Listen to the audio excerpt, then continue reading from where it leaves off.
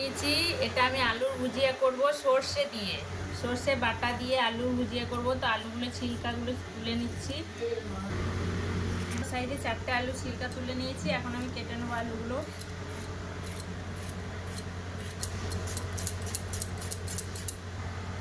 এরকম করে কেটে নেবো, বেটে নেবো। মিক্সি জারে দিয়ে দিলাম, আর এই লঙ্কাটা দিয়ে দেবো।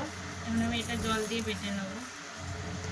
কড়াইয়ের মধ্যে তেল দিয়ে দিলাম, একটু জিরে ছিটিয়ে দিল, জল, আলুগুলো জল দিয়ে ভালো করে ধুয়ে নিয়ে তেলটা গরম হয়ে গেছে, একটু হলুদ গুঁড়ো ছড়িয়ে এবার আলুগুলো সব একটু লবণ দেবো। এটা ঢেকে ঢেকে ভেজে নেবো। ভাজা হয়ে এসেছে। এখন আমি দেখুন সর্ষে বেটে রেখেছি, এই সর্ষেটা দিয়ে দেবো। এটা আমি একটু ভেজে নেবো। এটা আমি নামিয়ে নিয়ে চলে এসেছি। আলু ভাজাটা আমার হয়ে গেছে। আর দেখুন খিচুড়ি বানিয়েছি, আর এখানে আছে বেগুন ভাজা, এটা মাছের টক আছে। তো আজকে আমাদের এটাই রেসিপি।